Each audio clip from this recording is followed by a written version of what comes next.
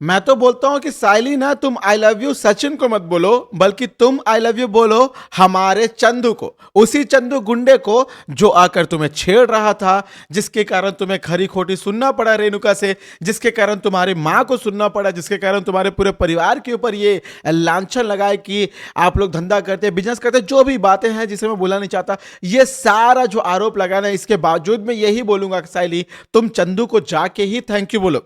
अब आप लोग सोच रहे होंगे कि भाई ये वाला जो एडमिन है ना, ये जो पागल आदमी है ना, जो वीडियो बना रहा है, ये जो क्रिएटर है, ये अपने आप में बहुत बड़ा पागल है, ये क्या ही बात कर रहा है, आप लोग सोच रहे होंगे। ना ना ना, मैं कोई पागल नहीं हूं भाई, मैं जो बातें कर रहा हूं वो लॉजिक के हिसाब से कर रहा हूं। क्यों? क्योंकि भाई अब साइली को उसका सबसे बड़ा रुतबा मिलेगा, उसका हक मिलेगा। कौन सा हक? इस घर की बहू होने का और सचिन की बीवी होने का, और इस घर में साइली की एक अलग रेस्पेक्ट बनने वाली है। क्यों बनने वाली? क्योंकि इसके पीछे एक लंबी चौड़ी कहानी है, लेकिन वो जो कहानी है ना, वो आपको मैं कहीं और नहीं बल्कि आज के इसी वीडियो में बताऊंगा। लेकिन उसके पहले मैं आपको इतना जरूर बताऊंगा कि चंदू को तो साइली को आई लव यू जरूर बोलना चाहिए। क्यों बोलना चाहिए? क्योंकि साइली को आज चंदू की वजह से बहुत कुछ मिलने वाला है। क्या मिलने वाला है ये जानते हैं, और क्या कुछ होने वाला आने वाले एपिसोड में ये जानते हैं आज के इस खास रिपोर्ट में। नमस्कार दोस्तों, आप सभी का स्वागत है आपके अपने YouTube channel times of media में, जहां पर मैं आपका अपना होस्ट वेणु कुमार आपके अपने पसंदीदा शो उड़ने की आशा से जुड़े एक और बड़े अपडेट को लेकर आप सभी के सामने हाजिर हूं। देखिए दोस्तों, साइली को पता था कि चंदू की वजह से घर में पुलिस आई है। फिर साइली ने उस पुलिस को यह बताया कि चंदू गुंडा है, ये नकली एफआईआर है, ये जो भी चीजें घटी हैं ये सारी फालतू है, ये नकला झूठी एफआईआर, जो भी चीजें। फिर रेणुका को साइली बचा लेती है, फिर सचिन बचा लेता है। सचिन तो ये भी बोलता है कि रेणुका के बदले मुझे जेल ले चाहिए। यहां तक तो सही था, लेकिन आज के एपिसोड में रेणुका क्या करती है, साइली और उसकी मां को अंदर बुलाती है घर में बैठा के, और फिर जलील पे जलील जलील पे जलील किए जाती है, दुनिया भर की खरी खोटी सुनाती है, ऐसे ऐसे बात बोलती है जिससे सारे घर वालों को गुस्सा आता है। इवन यहां तक कि आकाश, रोशनी, तेजस सभी को गुस्सा आता है आज रेणुका के बातों के ऊपर। सचिन को तो गुस्सा आता ही है, लेकिन सचिन खुद को रोक लेता है, इसलिए क्योंकि यदि सचिन ने अपना मुंह खोला तो फिर यह बात और भी ज्यादा बढ़ सकती है। इसी के लिए सचिन रेणुका को पॉइंट आउट करते हुए परेश को बताता है कि ए भाई पापा, तू ना अपने भाई को बता ले, ये हद ज्यादा प्यार कर रही है। यदि मैंने कुछ भी कर दिया ऐसा वैसा तो हो सकता है कि बात बिगड़ जाएगी। इवन यहां तक कि हमारे साइली ने भी रेणुका को बोल दिया, काकी आप बहुत ज्यादा बोल रही है, अब बस करे, अब आप कुछ ना बोले। यानी ऐसी बातें बोलकर आज साइली ने भी बता दिया कि रेणुका किस हद तक गिर गई थी, वरना साइली कभी भी रेणुका को अपनी सास को जवाब देती ही नहीं है, भले ही कितना भी कुछ क्यों ना बोले। लेकिन आज रेणुका यहां रुकी नहीं, बल्कि परिवार के ऊपर भी लांछन लगाती है। बोलती है कि हम लोग जब गांव गए थे कृषि महोत्सव के लिए, साइली तूने अपने इस रेणुका फूल वाली के ठेले के ऊपर अपनी बहन को बैठाया था ना, उसके बाद तेरी मां भी तो कभी कभी आती थी। मुझे लगता है कि हम लोगों के वहां गांव में रहने पर, हम लोग के चले जाने के बाद ये लोग यहां पे ऐसे ही लड़कों से, ऐसे ही अमीर लोगों से पैसे लूटती थी, इसी के लिए इसी में से किसी ने आकर तेरे नाम पे कंप्लेंट कर दिया, और नाम क्या था, रुका रेणुका फूल वाली था, तो इसी के लिए मेरे नाम पे ऐसा कंप्लेंट हो गया। ऐसे बोल बोल के रेणुका ने इतनी सारी हदें पार कर दी कि सचिन को बहुत ज्यादा गुस्सा आया। इवन यहां तक कि हमारे आकाश को गुस्सा आया, रिया को गुस्सा आया, रोशनी, सभी लोगों को गुस्सा आया। और वहीं दूसरी तरफ दोस्तों देखिए, अभी लाइट चली गई होगी, आपको अचानक से दिख रहा होगा, लेकिन कोई बात नहीं, चलेगा, लेकिन कोई बात नहीं, अभी मैं दिख रहा हूँ, डे लाइट में बैठा हूँ, तो थोड़ा बहुत आप लोग के सामने जरूर हाजिर हूँ। देखिए दोस्तों, थोड़ा सा मैं माफी चाहूंगा लाइट की कमी की वजह से, लेकिन आपके सामने बातचीत जरूर जारी रहेगी, बातचीत रुकेगी नहीं। तो देखिए, अब रेणुका ने जो भी हद पार किया ना, उसे साइड रखिए। अब यहां पे सचिन को यह समझ आ गया कि सब कुछ किसके वजह से हुआ, चंदू की वजह से हुआ।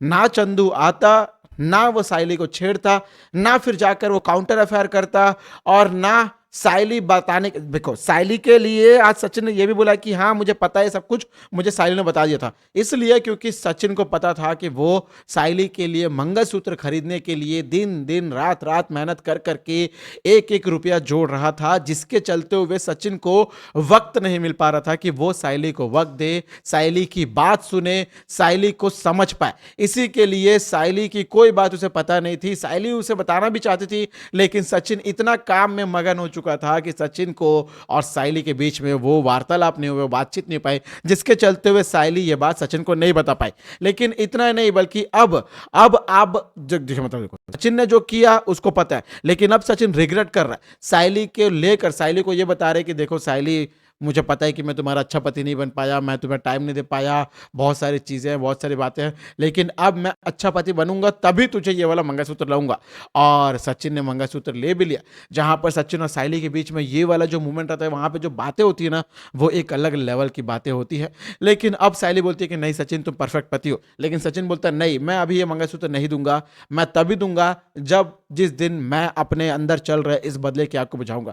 और फिर सचिन लग चुका है इस चंदू को ढूंढने में। चंदू को ढूंढता है, आए बाय जहां चाहे ढूंढता है। जैसे चंदू मिलता है उसे शहर में दौड़ा दौड़ा के मारता है और पुलिस वालों को लेकर आता है और उसके नाक पकड़कर सायली के पैर पे रगड़ कर सायली से माफी मंगवाता है। और तब जाके सायली को सचिन के ऊपर प्राउड फील होता है और सारे घर वालों के सामने, रेणुका भी वहां मौजूद रहती है, रेणुका के सामने बताता है कि हाँ इसी की गलती है, क्योंकि रेणुका को यही लग रहा था कि सायली ने, घर वालों ने, सबने मिलकर ऐसा से किया होगा, क्योंकि इतनी सारी बातें सुनाई थी ना। बेशक ही रेणुका ने गुस्से में जो भी बातें बोली थी, उसे पता नहीं था कि वो कितनी गंद मचा रही है, अपने मन का जहर उगल रही है। लेकिन परेश ने उस वक्त उसे टोका था कि बाद में तुझे जरूर रिग्रेट होगा, क्योंकि तू जो अभी बातें कर रही है ना, यही नहीं बल्कि वो तो ये भी बातें करती है कि और भाई इतना ही नहीं बल्कि रोशनी मोहतरमा वो भी सचिन को बोलती है कि सचिन तेरी गलती है, तेरी पत्नी को ये सारी बातें ना सारे घर वालों को बताना था वगैरह वगैरह, क्योंकि आज काकू माँ की बेइज्जती हुई। जहां पर परेश, सचिन और सायली तीनों सोचते हैं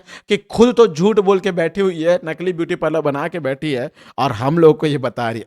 देखिए भाई, सबसे बड़ी बात है कि जो खुद चोर है वो दूसरे के घर में चोरी करने जा रहा। थोड़ा सा रोशनी बच के रहो, तुम्हें पता होना चाहिए कि तुमने क्या कर्म कांड किए। तुम्हारा अभी बहुत सारा चिट्ठा खुलना बाकी है। एक साथ जो तुम्हारे चिट्ठे खुलते जाएंगे ना, मुझे लगता है कि तुम्हारा एक अलग से ट्रेन चलने वाला, लड़ी लगने वाली है। तो भलाई इसी में है रोशनी कि तुम अपने आप साइड हो जाओ तो सेफ भी रहोगी और किसी के नजर में भी नहीं होगी।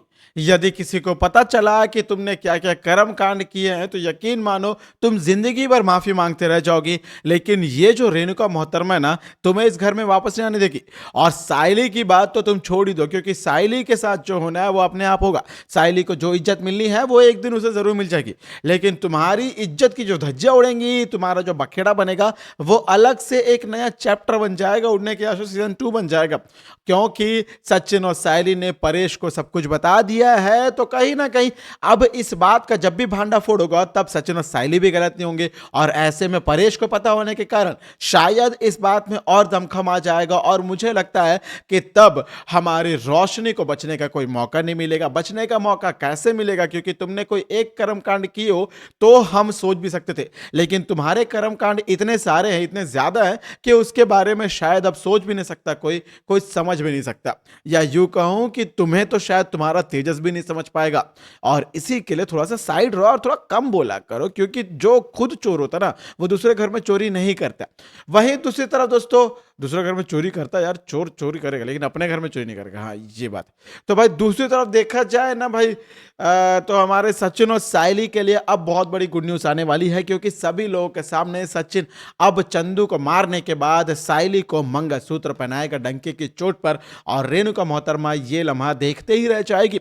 सबसे बड़ा झटका लगेगा, क्यों? क्योंकि यही मोहतरमा बोल रही थी सचिन को, तेजस को, कि ये फूल वाले, ये कैब ड्राइवर, ये लोग क्या ही कर पाएंगे, ये लोग कहां से मंगलसूत्र खरीद पाएंगे। तब जाकर शायद सभी को पता चलेगा। और अभी तो बहुत सारी चीजों का हिसाब बाकी है। अभी सोना मिलेगा ना, अभी तो तेजस के 27 लाख का बहुत सारे हिसाब बाकी है। मुझे लगता है कि कहानी बहुत ज्यादा डीप होने वाली है, कहानी बहुत ज्यादा लंबी चौड़ी है।